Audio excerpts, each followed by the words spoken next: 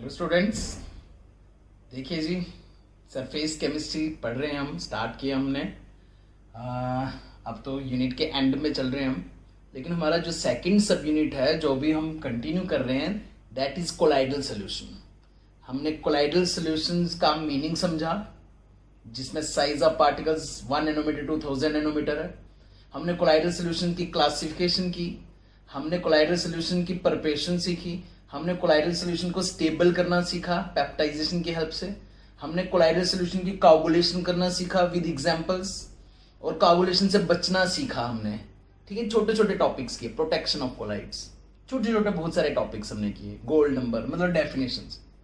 आज भी बस एक छोटा सा टॉपिक है, ये यूनिट ही ऐसा बच्चों, थ्योरी वाला यूनिट है। बहुत सारे टॉपिक्स हैं लेकिन छोटे छोटे टॉपिक्स हैं, बस डेफिनेशंस की तरह है। तो आज भी एक डेफिनेशन कहें या एक प्रोसेस कहें। देखिए हेडिंग क्या है, आज की हेडिंग है प्यूरिफिकेशन ऑफ कोलाइडल सॉल्यूशन। आपको कोलाइडल सॉल्यूशन को प्यूरिफाई करना है। प्यूरिफाई तभी कर पाओगे, एक कोलाइडल सॉल्यूशन को साफ तभी कर पाओगे, प्यूरिफाई तभी कर पाओगे अगर कोलाइडल सॉल्यूशन वर्ड का मीनिंग पता है। तो पहले तो कोलाइडल सॉल्यूशन वर्ड का मीनिंग समझिए। Heterogeneous mixture, size of particles 1 nanometre to 1000 nanometre.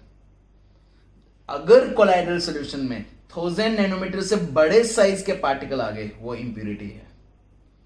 अगर कोलाइडल सॉल्यूशन में 1 नैनोमीटर से छोटी इंप्यूरिटी आ गई तो वो भी इंप्यूरिटी कहलाई जाएगी, छोटे पार्टिकल्स आ गए तो। ठीक है, फिर से सुनिए क्या कह रहा हूं। कोलाइडल सॉल्यूशन को प्यूरिफाई करना है तो कौन सी इंप्यूरिटीज है उसमें जो प्यूरिफाई करनी है?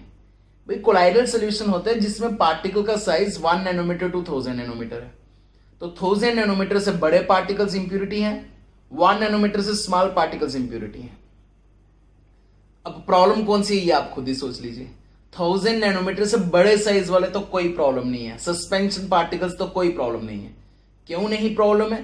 क्योंकि वो तो आराम से फिल्टर पेपर से ही पास नहीं होंगे, वो तो वहां से प्यूरिफाई कर सकते हो। सस्पेंशन पार्टिकल्स को कोलाइडल सॉल्यूशन से अलग करने में कोई प्रॉब्लम नहीं है।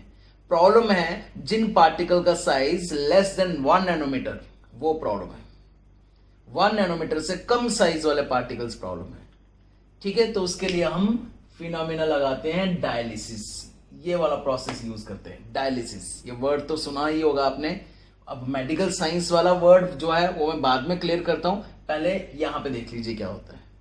फिर से ध्यान रहे, हमने क्या इंप्यूरिटी निकालनी है। हमारे पास इंप्यूरिटीज क्या है? जिनका साइज लेस देन 1 नैनोमीटर है, जो डिसॉल्व्ड इंप्यूरिटीज हैं, जो होमोजेनियस मिक्स से बना रही हैं, उनको अलग कैसे करें?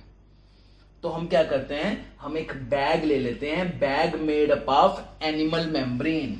एक एनिमल मेम्ब्रेन से बना हुआ बैग ले लेते हैं, एनिमल मेम्ब्रेन जिससे कोलाइडल पार्टिकल्स पास नहीं हो सकते। सल्यूट पार्टिकल्स जिनका साइज लेस देन 1 नैनोमीटर है वो पास हो जाते हैं। एनिमल मेम्ब्रेन या एक पेपर होता है बच्चों, परचमेंट पेपर या परचमेंट मेम्ब्रेन, उससे बनाया हुआ बैग ले लेते हैं। अ bag made up of animal membrane, और इसमें हम कोलाइडल सॉल्यूशन डाल देते हैं जिस सॉल्यूशन को आपने प्यूरिफाई करना है। हम इसमें वो कोलाइडल सॉल्यूशन ले लेते हैं जिसमें डिसॉल्व्ड इंप्यूरिटीज हैं, मतलब जिनका साइज लेस देन 1 नैनोमीटर है। अ bag made up of animal membrane, और इसी में ले लेते हैं colloidal solution with dissolved impurities, और इसको सस्पेंड लटका देते हैं वाटर में। एक टब में पानी है, उसमें लटका देते हैं। तो due to the process of diffusion जहां पार्टिकल ज्यादा होते हैं वो वहां से वहां मूव करते हैं जहां कम होते हैं, तो अंदर से पार्टिकल्स बाहर आना स्टार्ट हो जाएंगे। लेकिन कोलाइडल पार्टिकल्स बाहर आ नहीं सकते क्योंकि कोलाइडल पार्टिकल्स एनिमल मेम्ब्रेन को पास कर नहीं सकते, थोड़ा सा बड़ा साइज है। लेकिन जो डिसॉल्व्ड इंप्यूरिटीज हैं जिनका साइज लेस देन 1 नैनोमीटर है, जिनका साइज लेस देन 1 नैनोमीटर, जो मेन प्रॉब्लम थी, मान लो एक किसी कोलाइडल सॉल्यूशन है, एक्वस कोलाइडल सॉल्यूशन है, उसमें HCl भी था या NaCl था। तो NaCl तो वाटर में होमोजेनियस मिक्स से बनाता है, लेकिन NaCl के पार्टिकल्स एनिमल मेम्ब्रेन से पास भी हो जाते हैं। ठीक है, एनिमल मेम्ब्रेन के पोर्स थोड़े बड़े बड़े पोर्स होते हैं, लार्ज साइज के। तो डिसॉल्व्ड इंप्यूरिटीज HCl वगैरह बाहर आना स्टार्ट हो जाएंगे ड्यू टू डिफ्यूजन। बस इंप्यूरिटी क्लियर। इसी फिनोमेना को कहते हैं dialysis. In this method we will take colloidal solution with dissolved impurities in a bag made up of animal membrane or parchment paper, parchment membrane, and suspended it in water, water में लटका दो इसको। Due to the process of diffusion dissolve impurities comes out from the bag, dissolve impurities बाहर आना start हो जाएंगी। Same यही काम हमारी किडनीज करती हैं बच्चों, सेम यही फंक्शन हमारी किडनीज का है। किडनीज ब्लड प्यूरिफाई करने के लिए, एनिमल मेम्ब्रेन है वहां पे भी ऐसे ही, बीच में ब्लड है, blood is a colloidal solution. Blood से एक्स्ट्रा वाटर, ब्लड से extra acids, extra base, extra salts, extra urea, uric acid, जो भी एक्स्ट्रा होगा, ठीक है, वो ब्लड से किडनीज के थ्रू पास हो जाएगा, लेकिन ब्लड के पार्टिकल्स पास नहीं होंगे, क्योंकि ब्लड कोलाइडल पार्टिकल्स है। ठीक है जी, तो किडनीज के थ्रू या यूरिन के थ्रू हम ब्लड पास नहीं करते, एक्स्ट्रा वाटर वगैरह वो सब पास हो जाएगा। तो किडनीज भी ऐसे ही फंक्शन करती हैं। और अगर यूरिन के थ्रू ब्लड आना स्टार्ट हो जाए तो समझ लीजिए किडनीज का काम हो गया। अब आर्टिफिशियल तरीके से कुछ और करना पड़ेगा, जिसे हम हॉस्पिटल्स में कहते हैं डायलिसिस करो जी, डायलिसिस। डायलिसिस भी यही है, बस आर्टिफिशियल तरीका। ठीक है, इसी तरह से ब्लड को बार बार हर रोज प्यूरिफाई करने की जरूरत है। तो जिसकी किडनीज प्रॉपर फंक्शन नहीं कर रही, फिर उसके लिए डायलिसिस करते हैं। ठीक है जी, इस प्रोसेस को आप फास्ट भी कर सकते हो, इस प्रोसेस को आप फास्ट, इसकी स्पीड बढ़ा सकते हो यहां पे इलेक्ट्रोड्स लगा के। अगर आप इसी एपरेटस को इलेक्ट्रोड्स लगा दो ना, positive negative electrodes, anode cathode, तो यही प्रोसेस फास्ट हो जाएगा, स्पीड फास्ट हो जाएगी। H पॉजिटिव फास्ट स्पीड के साथ कैथोड की तरफ, Cl नेगेटिव फास्ट स्पीड के साथ एनोड की तरफ मूव करना स्टार्ट कर जाएगा। इसे कहते हैं electrodialysis. To increase the speed of dialysis we will connect electrode to the above apparatus. हम अबव एपरेटस को इलेक्ट्रोड्स कनेक्ट कर देंगे। This process is known as electrodialysis. Hospitals में एक्चुअली यही किया जाता है। इस प्रोसेस को कहते हैं इलेक्ट्रोडायलिसिस। बस जी, टॉपिक खत्म, यही टॉपिक था, टॉपिक खत्म। ठीक है, आगे बढ़ते हैं। देखिए जी बच्चों, अब हम पढ़ेंगे प्रॉपर्टीज ऑफ कोलाइडल सॉल्यूशन। ठीक है, अभी यूनिट के एंड में ही चल रहे हैं, समझ लीजिए बस। एक क्लास और यूनिट खत्म, टेस्ट भी साथ साथ में ले लेंगे। बहुत इजी यूनिट था। ठीक है, कोलाइडल सॉल्यूशन का इतना सब करने के बाद लास्ट में हम कोलाइडल सॉल्यूशंस की प्रॉपर्टीज करते हैं, कुछ स्पेशल प्रॉपर्टीज। सबसे पहली प्रॉपर्टी मैकेनिकल प्रॉपर्टी। हम पढ़ते हैं मैकेनिकल प्रॉपर्टी। मैकेनिकली ये कौन सी प्रॉपर्टी शो करते हैं? कोलाइडल पार्टिकल्स या कोलाइडल सॉल्यूशन। ठीक है, तो मैकेनिकल प्रॉपर्टी है बच्चों ब्रोनियन मूवमेंट। इसमें कोलाइडल पार्टिकल्स की मूवमेंट के बारे में था। ठीक है, एक साइंटिस्ट था, साइंटिस्ट का नाम था रॉबर्ट ब्राउन। उसने फर्स्ट टाइम ये ऑब्जर्व किया कि एक कोलाइडल पार्टिकल इस तरह से मूव करता है, जिगजैग मूवमेंट। जिगजैग मूवमेंट, बस इसी मूवमेंट को कहते हैं ब्रोनियन मूवमेंट। टॉपिक खत्म। Robert Brown first time observe that there is zigzag movement of colloidal particles.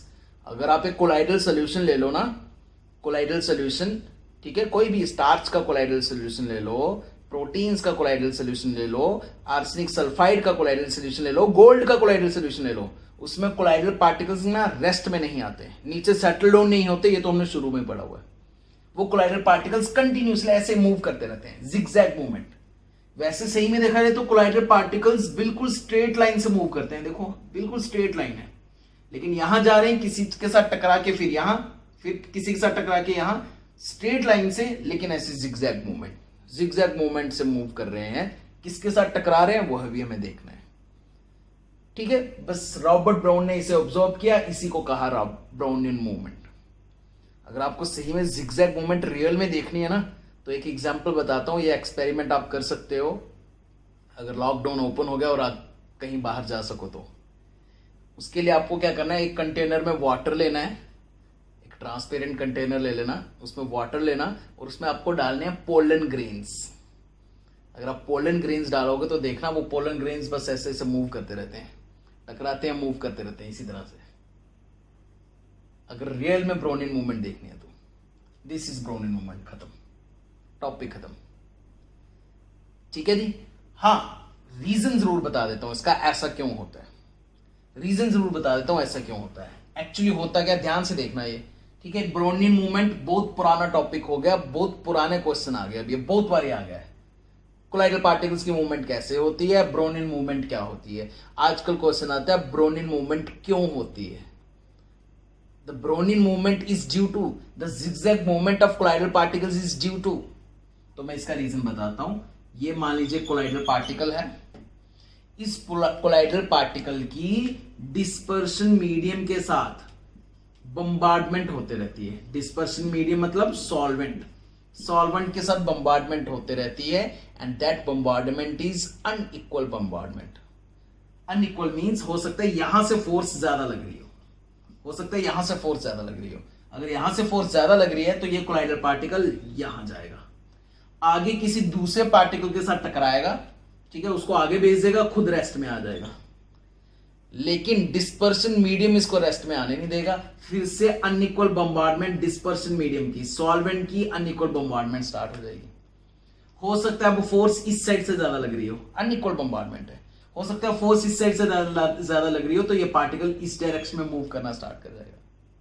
फिर आगे किसी दूसरे पार्टिकल के साथ टकराएगा, उसको आगे भेजेगा, खुद रेस्ट में आ जाएगा। लेकिन डिस्पर्शन मीडियम इसे रेस्ट में आने ही नहीं देगा। डिस्पर्शन मीडियम फिर से इसके साथ अनइक्वल बम्बार्डमेंट करेगा, और अनइक्वल बम्बार्डमेंट करके हो सकता है मूवमेंट यहां से ज्यादा आ रही हो, फोर्स यहां से ज्यादा आ रही हो, फिर ये पार्टिकल इस डायरेक्शन में, ठीक है नहीं। तो अगर आपको क्वेश्चन आ गया the Brownian movement is due to, the Brownian movement, the zigzag movement is due to, तो आप क्या बोलोगे, यहीं से आगे कंटिन्यू करना। यहां पे लिखता हूं it is due to the unequal bombardment of, the unequal bombardment of, unequal भी लिखना जरूरी है, बम्बार्डमेंट भी लिखना जरूरी है, और किसकी बम्बार्डमेंट, डिस्पर्शन मीडियम, सॉल्वेंट की bombardment, unequal bombardment of dispersion medium with colloidal particles, with colloidal particles. ध्यान रहे ये वर्ड, ये मीनिंग ध्यान रहे। ब्रोनिन मूवमेंट जिगजैग मूवमेंट है कोलाइडल पार्टिकल्स की, और उसका रीजन है unequal bombardment of dispersion medium. Unequal bombardment of solute नहीं, unequal bombardment dispersion, solvent unequal bombardment कर रहा है, एक साइड से फोर्स ज्यादा आ रही है तो वो दूसरी तरफ चल पड़ा, खत्म। नेक्स्ट प्रॉपर्टी पे चलते हैं।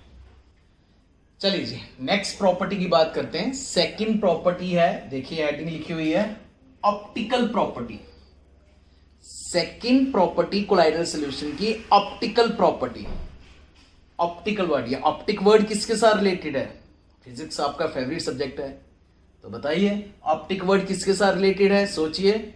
Optic word, optical word light के साथ रिलेटेड है। तो बच्चों ये लाइट वाली प्रॉपर्टी है, ठीक है, ये लाइट वाली प्रॉपर्टी है। इसमें हमने क्या करना है, कोलाइडल सॉल्यूशन से लाइट पास करनी है, ठीक है।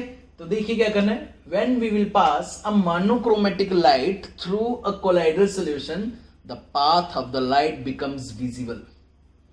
जब हम एक कोलाइडल सॉल्यूशन से मोनोक्रोमेटिक लाइट पास करेंगे ना, ठीक है, ये लाइट पास तो हो जाएगी, सॉल्यूशन से भी पास हो जाती है, कोलाइडल सॉल्यूशन से भी पास हो जाती है, सस्पेंशन से पास नहीं होती। सॉल्यूशन से सीधे पास हो जाएगी लाइट, कोलाइडल सॉल्यूशन से भी पास हो जाएगी, लेकिन जब लाइट पास हो रही है monochromatic light, the path of the light becomes visible. आपको वो लाइट का पूरा पाथ दिखेगा, पूरा कोनिकल पाथ दिखेगा, ऐसा नहीं दिखेगा, पूरा कोन दिखेगा। इस विजिबल पाथ ऑफ लाइट को हम कहते हैं टिंडल कोन। क्या कहते हैं, Tyndall cone. And the phenomena is known as Tyndall effect. इसे कहते हैं हम टिंडल इफेक्ट, नाम आपने पहले भी सुना होगा। एक डार्क रूम में, एक अंधेरे कमरे में अगर एक छोटे से होल से सनलाइट आ रही हो तो उस सनलाइट का पूरा पाथ दिखता है, पूरा रास्ता दिखता है, बॉर्डर के साथ पूरा रास्ता दिखता है, और उस पाथ में छोटे छोटे डस्ट पार्टिकल्स उड़ते हुए दिखते हैं। वो डस्ट पार्टिकल्स कोलाइडल पार्टिकल्स हैं बच्चों, ठीक है। उससे भी टिंडल कोन, टिंडल इफेक्ट कहते हैं।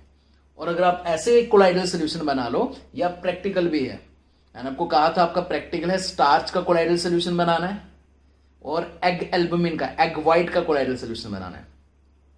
जब आप रियल में लैब में जाओगे या घर में भी बना सकते हो, ठीक है, स्टार्च का रियल में कोलाइडल सोल्यूशन बनाओगे ना, उसको पीस के अच्छे से, क्योंकि वो सस्पेंशन है, सस्पेंशन को पीस के कोलाइडल साइज 1000 नैनोमीटर से छोटे साइज में लाना है और हॉट वाटर में उसको मिक्स करना है, फिल्टर पेपर से फिल्टर करना है। अब कोलाइडल सोल्यूशन बना या नहीं बना, तो समझ लीजिए बीकर में, मान लीजिए ऐसे बीकर में वो कोलाइडल सोल्यूशन होगा, बीकर में कोलाइडल सोल्यूशन होगा, तो आप यहां से लाइट पास करना, मोनोक्रोमेटिक नहीं से टॉर्च की लाइट पास करना, मोबाइल की टॉर्च की लाइट पास करना, ठीक है। और ऐसे यहां से देखना, इस एंगल से, यहां से इस एंगल से देखना, आपको पूरा लाइट का कोन दिखेगा, पूरा इस तरह से पूरा लाइट का पाथ दिखेगा बॉर्डर के साथ। एक और अलग बीकर लेना, उस अलग बीकर में वाटर लेना और वाटर में NaCl नमक डालना, उसका सोल्यूशन बनाना, होमोजेनियस मिक्सचर, उससे लाइट पास करना और यहां से देखना, लाइट पास तो हो रही होगी, लाइट पास तो हो रही होगी, लेकिन कोई पाथ नहीं दिखेगा आपको, कोई विजिबल पाथ नहीं होगा।